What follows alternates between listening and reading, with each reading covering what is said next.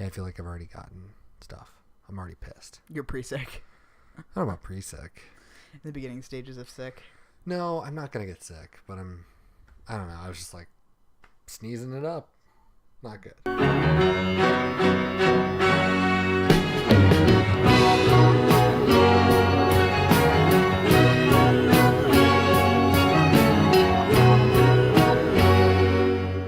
All right, and because 3 is a crowd, I am here today outside of the bunker.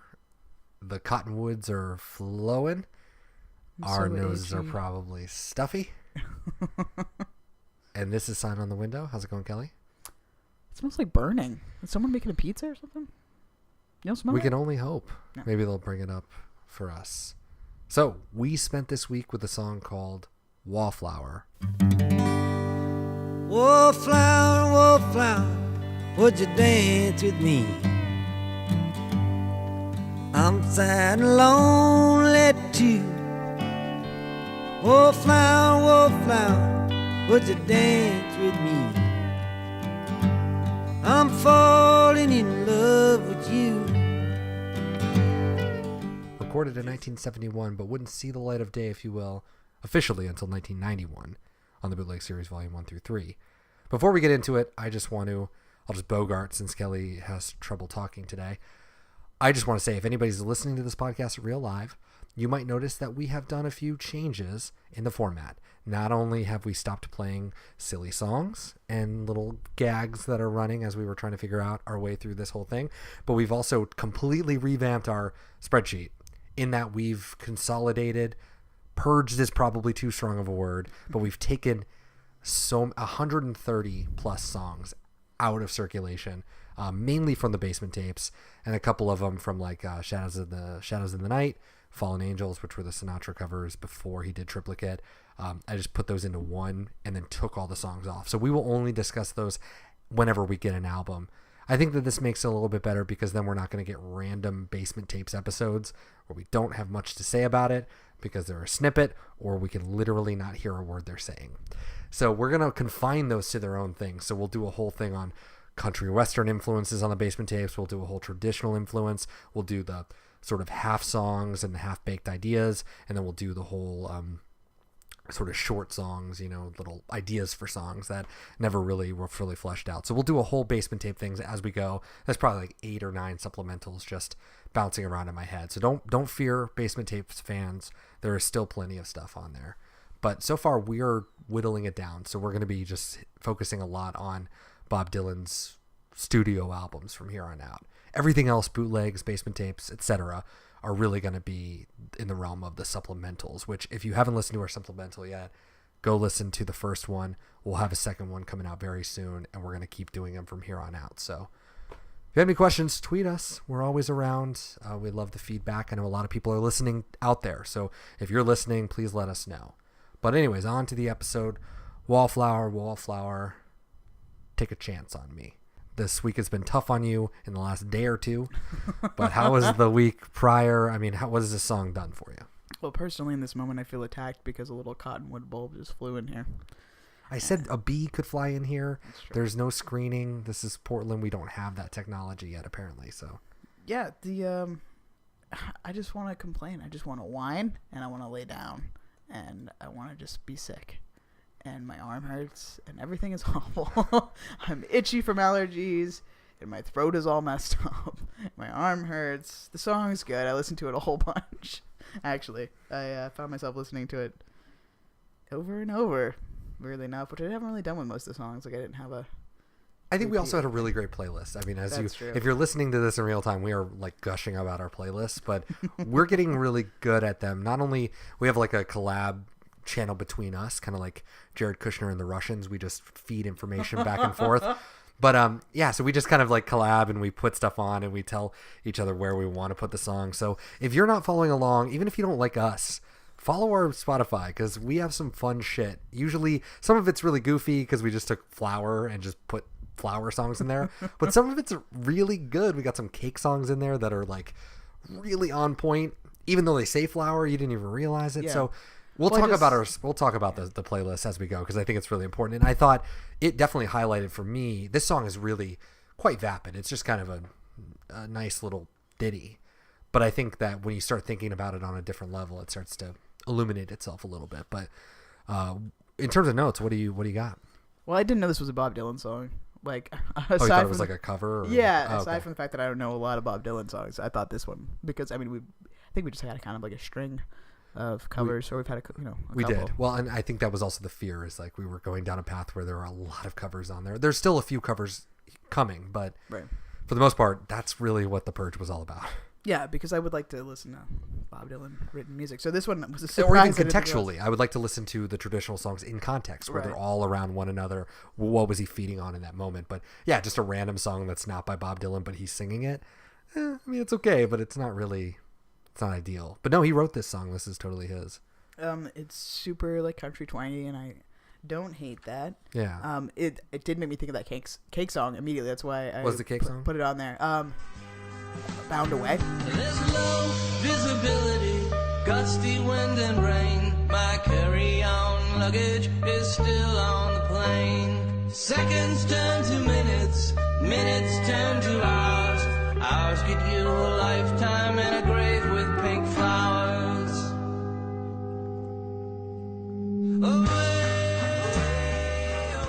Great song. I love Cake.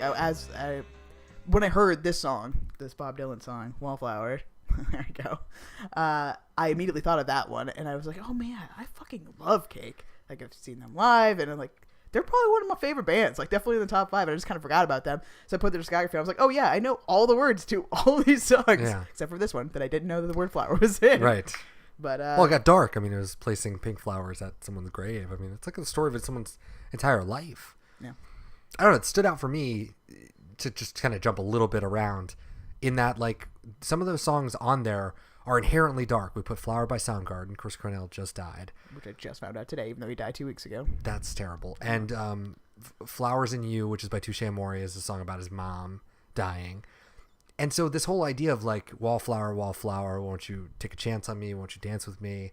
I'm sad and lonely too. Like, sort of finding this person in your life that eventually you want to take them to your death. You want to find, inherently, that's what life is all about. You want to find somebody that you can live a life with. And then at the very end, Bob Dylan has many a song about death, but this is a very lively life song. And I thought putting death on its margins, even in our playlist, spoke to Wallflower in a profound way. I liked it a lot. It was great. Also, there's a very dirty line in the song at the end. Right. Well, what's the line at the end? Oh, it's like, I want to ride you home. Won't you let me ride you home? Won't you let me ride you home?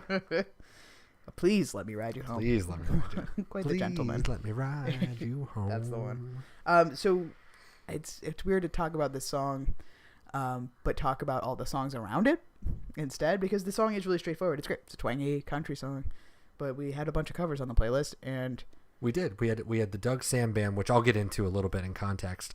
So that he actually, well, I guess I'll just do it now because it makes sense. So that was our second one after.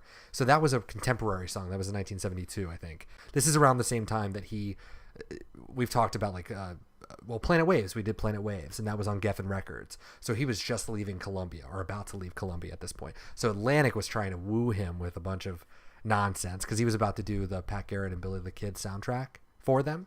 So they wanted to get him in on a deal.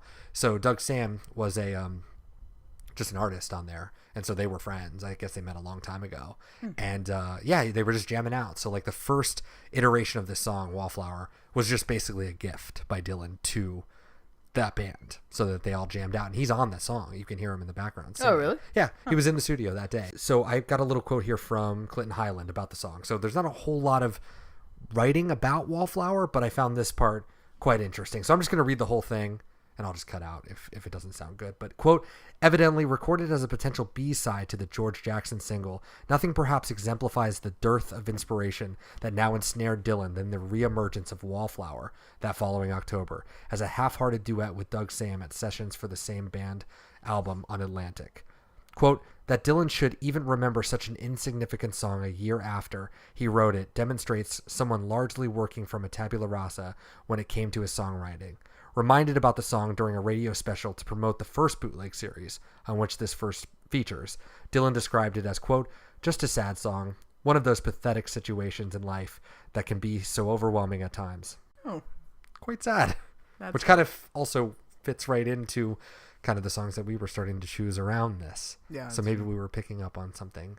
Do you want to know the etymology of the word wallflower? I want to know everything about flowers. So that was basically, I set out to you, let's talk about.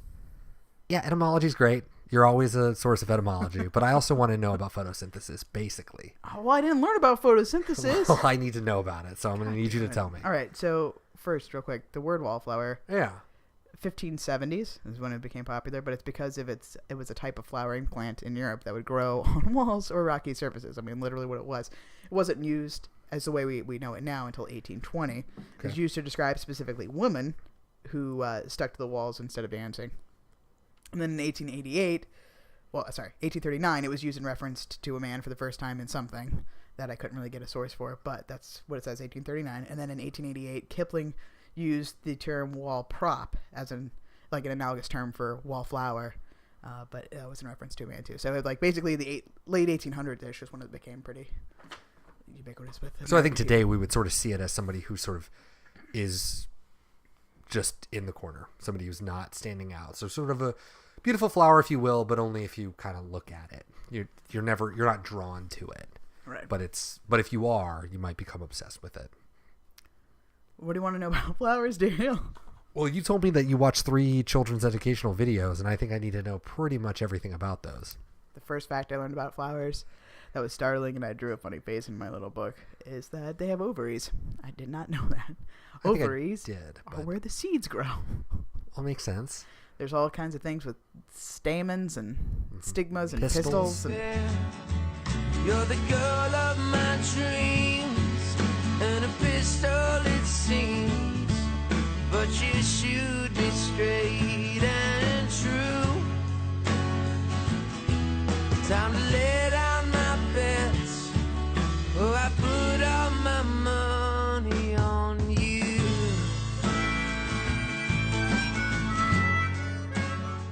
See, this one kids video that I watched that was done by people that are not native speakers of English, they use a different word for flower lady parts. It was not pistol, and it made me uncomfortable because I felt lied to, and I didn't know who was right anymore. There are perfect flowers and imperfect flowers. Perfect flowers have stamens and pistils and only need the wind or bugs to carry the stuff, right? The pollen right. across them. But then imperfect flowers only have one or the other. Okay. And they need them bugs. They have to have them. Right. So the bees got to come by. Right. Or butterflies. Do you know butterflies are big? I didn't know that. Propagator of flowers. I love butterflies. There's all kinds of types of flowers. I mean, obviously we know there's a million kinds of flowers, but as far as classes of flowers, there are ones that grow in bulbs, like tulips and daffodils. You gotta keep them separated to make them grow. So the keep bulbs them separated. I know that. I did that on purpose because the children's video didn't say that. I didn't play Offspring or anything. It didn't have underneath of it. As this will. Yeah. Come on. What are they doing? So the bulbs grow. Grows little baby bulbs on the one bulb. Nice. So you got to cut off the little baby bulbs, which sounds really. Who has to cut it off? Whomever Humans. wants to grow some more tulips. Yeah. Oh, so otherwise it would just grow. It can keep forever growing. Yeah, because there's the type that it'll go dormant and come back. But if you leave the other baby bulbs on it, it'll get smaller and shittier every time. So you got to cut them off. Makes Tubers. sense. So are the dahlia and the daylily. Tubers are like potatoes. Potatoes, right? Yeah, same thing. You got to separate the roots to get more of them. I don't know how this happens in nature. Before fucking humans with pinking shears, how did we get more of them? There's got to be a way, right? I mean, it's fascinating, right? Herbaceous perennials like the peony or the coneflower or blanket flower, they go to ground in the winter, and you got to prune them down to the ground, otherwise they don't come back. Annuals do their living and dying all in 1 year. Right. Yeah, so they come to life, and then they fruit or flower or whatever. They drop their flower ovaries on the ground, and then more grow, like the morning glory. Or the well, my parents, we have a tree. I think it might be like a dogwood tree. I don't know, but it blooms basically for 3 days, and it's a glorious bloom. It's just white bulbs everywhere, and then it's dead in days. I mean, it's it. You get one, and you come over the little drive deck coming down. It's glorious. Today's the day. And the same thing. They populate their gardens with those that are they live for 3 days and then they die. Yeah, and it's over. It's so much care and curating for 3 days of glory.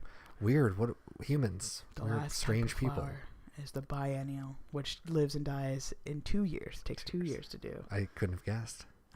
It stays short for the first year. It doesn't really even bloom, and Okay, then and it then it dies. pops out. And then, well, it doesn't die, but like it withers. Yes. And it comes back and it actually blooms. What about the triennial?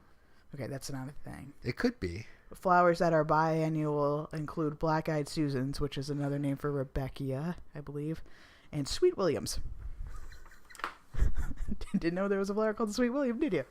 You're welcome. Does he go by Sweet Bill? If only. That was a missed opportunity for me. That was a missed opportunity. Sweet Bill flower. There is a song coming up called Railroad Bill.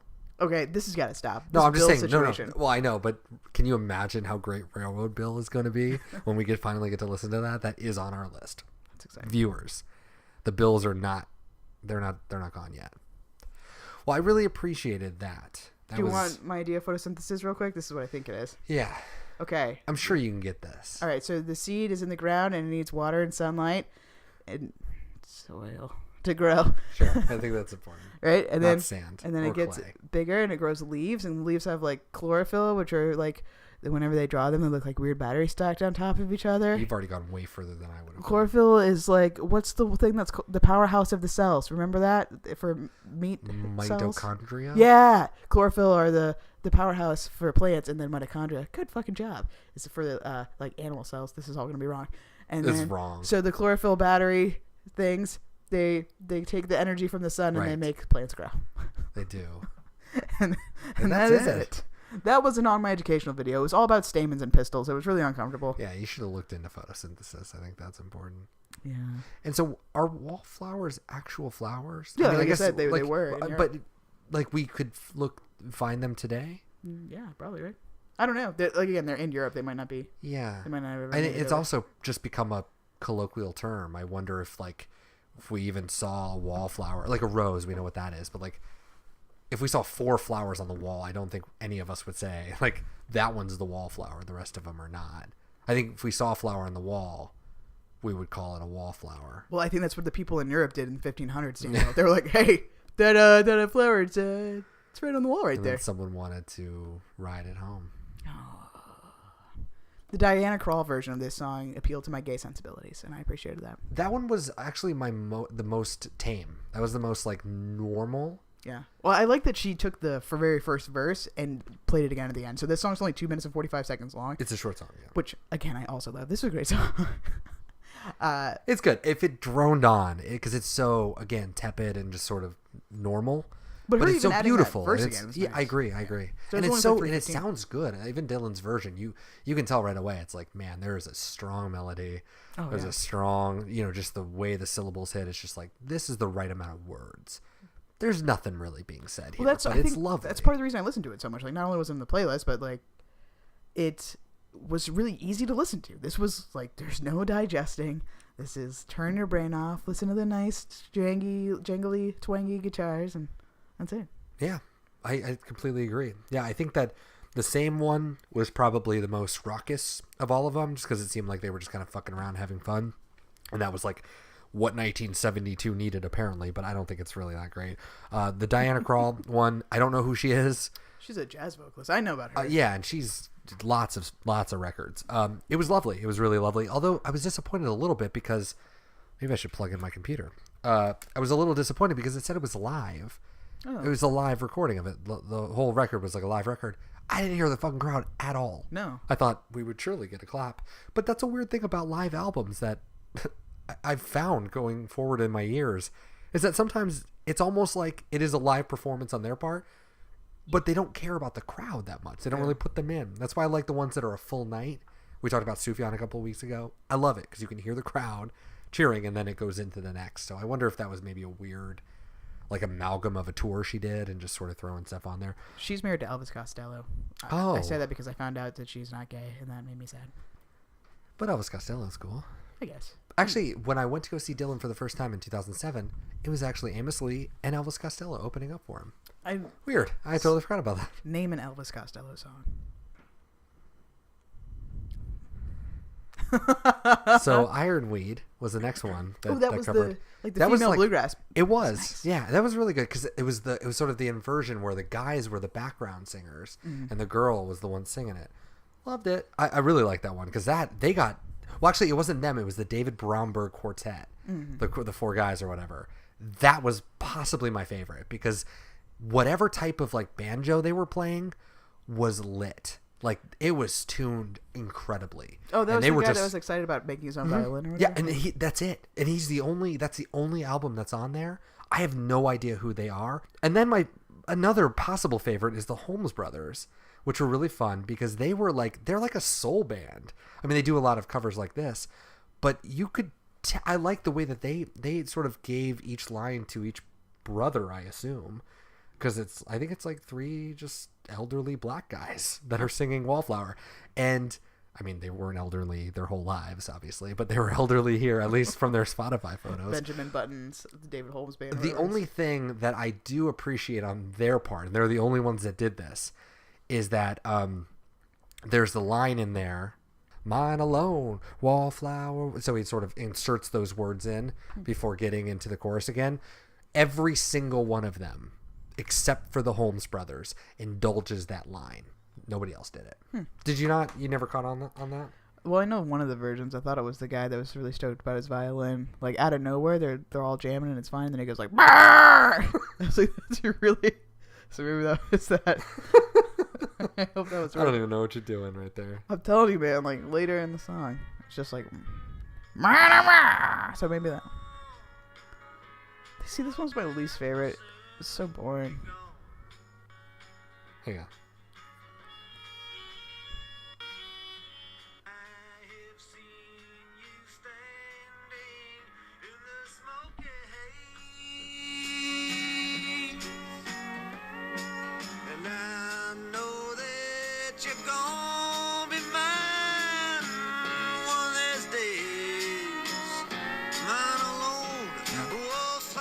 That was not the one. You should listen to the other one again because somebody Well, just goes. also, and "Rah!" I don't mean to throw this at you, but there was, and I wanted to fix this, but I couldn't because it was too late.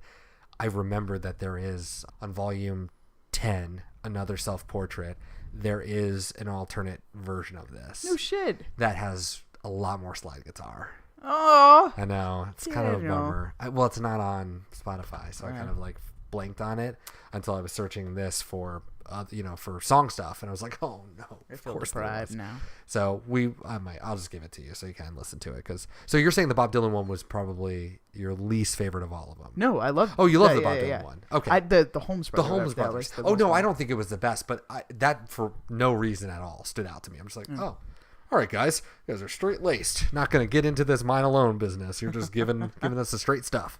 No, I mean, I think I like the Ironweed one a lot because it was even faster. Like It was, picked I it know. up, and Yeah. that was cool. And they're all good. And it lent, well, it's like, I think a lot of Dylan songs can lend to both. They can be really slow, dirgy, or they can be fast. And I like this one fast because the lyrics are kind of nothing. Yeah. So it's like, give us some cool ass solos.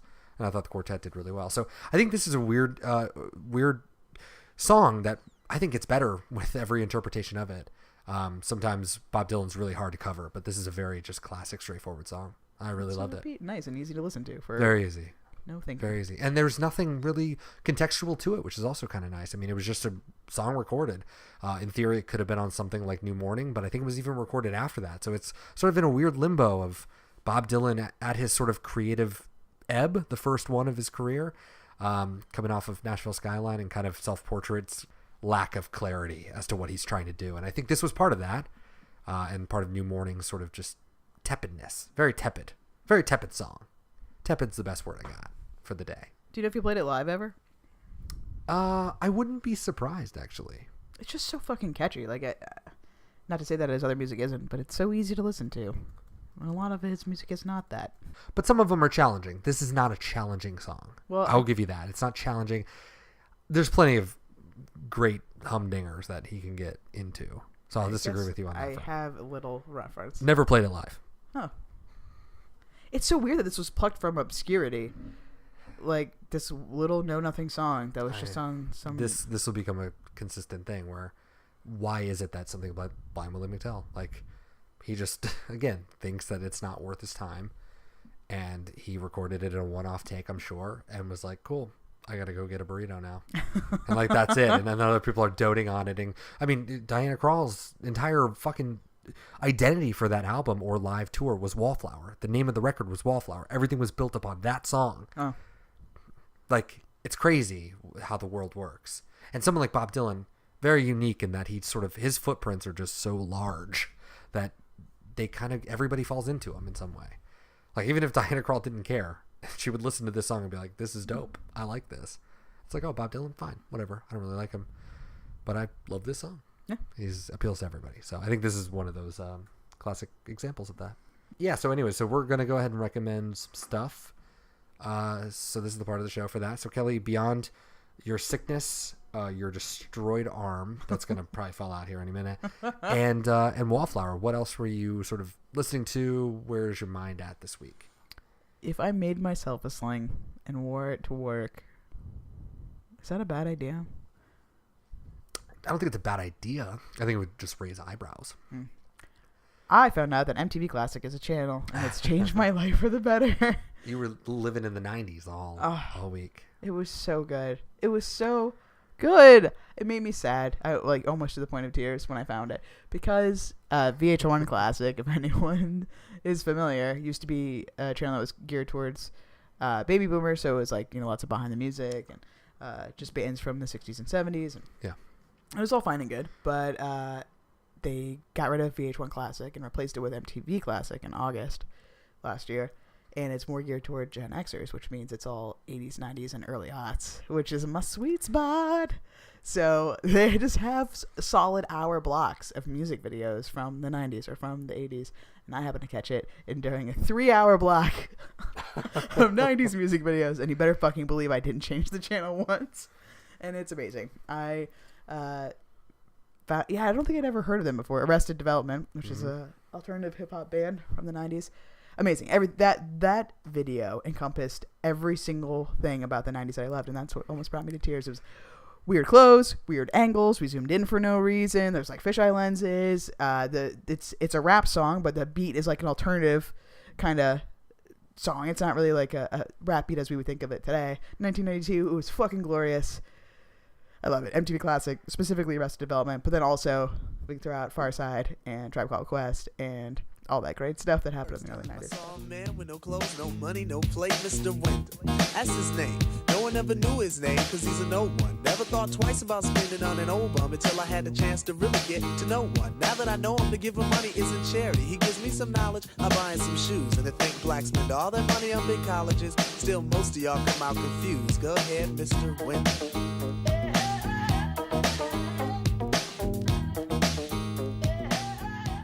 The Mountain Goats came out with a new record this year, which is basically what they've done every year for the last fucking 20 years. Goss, which is the new record by the Mountain Goats, is brilliant. I fucking love it. It's absolutely great. First record they've ever done without a guitar at all. So it's all just weird synthesizers, a bass, and the bass is awesome. We're back when it's light outside. We're back when there's no light.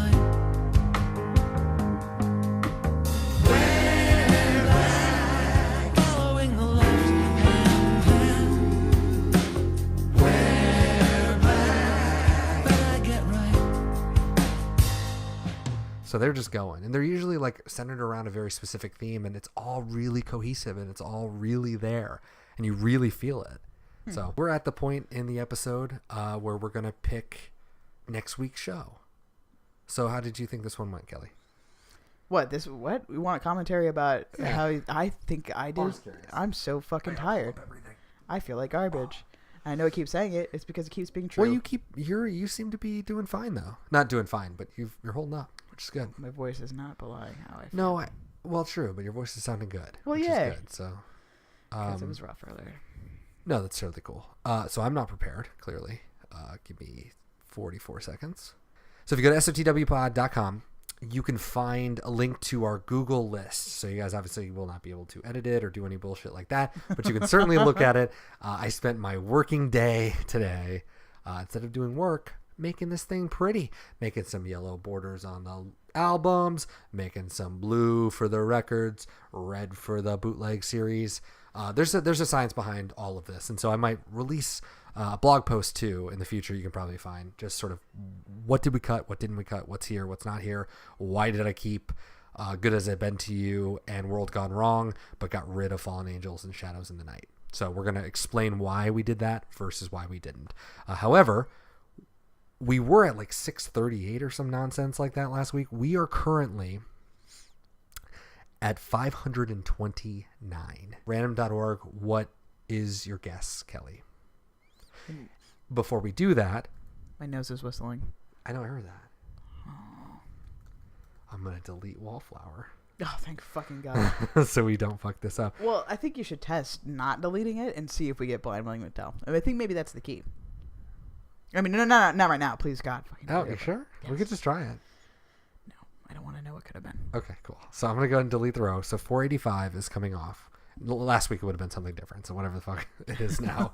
Who knows? 485 is off. So we're now down to 528. I mean, the light, you can see the light through this. I mean, this is like 10 more years left. It was like 12, 13. So, I mean, we shaved off a good 2 years. All right. So now we can take a 2-year break. Yeah, so actually this is our last episode for 2 years. So, everyone, it's been really fun. Thanks for listening. Thanks for listening. We'll see you in 2 years. Please keep your, keep us subscribed so that in 2 years you'll be reminded. All right, so next week we're going to be doing 528. What is your guess, Kelly? Your addled, sick brain. What are you gonna guess? 34. It could be a low number. You don't know. It's 39. No shit. Oh my God, that's closer than I'll ever be ever. No, that's nuts. All right, so 30. You said 4. Yeah. So 34 would have been Little Mackie, which is on Good As I've Been to You, 1992. So I would have explained to you next week why we would have been doing that one, keeping that instead of getting rid of Fallen Angels and Shadows in the Night. However, we have our second album. Oh my God. Damn. There is no reason to get excited. There is literally no reason to get excited because this is 1987, the year of my birth. Bob Dylan went on the road with a band called the Grateful Dead. Oh, and this is Dylan and the Dead. Oh no! This is famously one of the shittest live albums ever. He wanted to join the Dead. This was another low period of his career. He would release Oh Mercy 2 years later, classic-ish, and he wanted to join the Dead because he was that low. This is one of the sloggiest, grossest things, at least as far as I remember. So next week, album number 2. You want to play a little bit of something? Dylan and the Dead. Dylan and the Dead. Ooh, I don't even know. You've already warned me about this. Like before we started, like, did you know Bob Dylan did an album with the Grateful Dead? Because you should prepare yourself for that. It's poor. I might not actually even own it. I don't have it. I don't own it. It's not part of my even. Actually, yeah, maybe. I mean, we should check that because that's what we'll be using. Oh yeah, well, actually, don't click that. Well, fine. I get to listen to a shitty album. Well, that's exciting. And the Dead. Is this just gonna keep happening? Like, how many fucking albums are there? Are we gonna get an album every third week? Just like, all right, it's album time. Well, 1, 2, 3, 4. There's only 8 songs, which means they're noodly.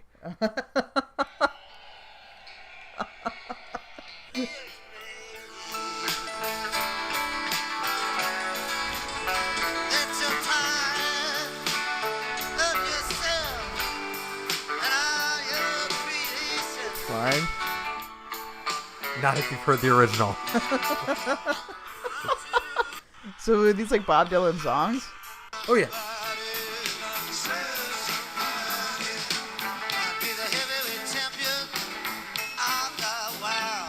I can't do it. Wait, so these are Bob Dylan songs? Oh, these are all Bob Dylan songs. And then the Grateful Dead had the them Grateful along. Dead's the band. Oh. So we're gonna get Slow Train, which is on 1979. So Slow Train and Gotta Serve Somebody are the 2 Christian ones from 1970. Slow Train coming, 1980. I'm sorry, or 79. Excuse me. I Want You is from Blonde on Blonde. Queen Jane approximately is from Highway 61. Joey, infamously sort of ridiculous song. long song. Oh my God, I can only wonder how long it is from Desire. All Along the Watchtower is from John Wesley Harding. We know that one. Oh, yeah. So this will be our first All Along the Watchtower, our first Knocking on Heaven's Door. Yeah, so we'll kind of leave that to the imagination. I don't know what you want to do. Do you think maybe we should listen to the originals too to kind of get a grasp of like what the live is? I think that might actually be a smart decision. I don't know. I know, it's kind of hard. So we're going to mull over that decision. I don't think so. You know why? Because then we're going to have deep dives on all of the songs. Well, at least 2. And that's, I don't know. We'll see. I think we'll see. Yeah. I'm going to give this a good couple of listens, and then I'm going to determine honestly like what really you need to know. Yeah. Like Queen Jane, just that little snippet. Fuck, I really need you. Even for like 30 seconds, I just need you to know like what it sounds like versus what's happening. Like. Yeah, but maybe we won't. Maybe you're right in that regard. So anyways, thank God we're clearing this deck right now. So we are not Grateful Dead fans. So I think this week we'll probably hit up some greatest hits Grateful Dead stuff. I definitely want to give this a fair shot. So I know we're sort of shitting on it a lot before we've even listened. I don't know anything about them. I just know the bears and the skull thing. And I couldn't name a Grateful Dead song. And I'm not a fan from all the stuff that I have heard over my life. Not super into it, but that's okay because I'm going to give this a shot. The music sounded okay. Dylan did not sound great, but that's not to be. That's what happens live Dylan, even in the 1987. So, and also it's the year of my birth. I mean, this blasphemy was happening while I was just being brought into this world. So. Very portentous for what's going on. And also, it's almost my birthday. So it's almost the 30th anniversary of this fucking record. Oh my Crazy. God. So anyways, everything's working out. Yeah. I mean, this is the only 87 thing he's ever done because I think 88 is Down in the Groove. Terrible record. And then 86 was Knocked Out Loaded. Infamously terrible record. Yeah. So this is sandwiched between. We will talk about that. Sandwiched between 2 of his just abysmally awful albums. Abysmally awful albums. So I'm excited. All right. So that's the end of this episode. Wallflower. Let me ride you home. God damn it. Peace. Bye. Please. Damn it. Every time I open up the media and it just, that happens literally every time. Birds sing, there's not a cloud in the sky.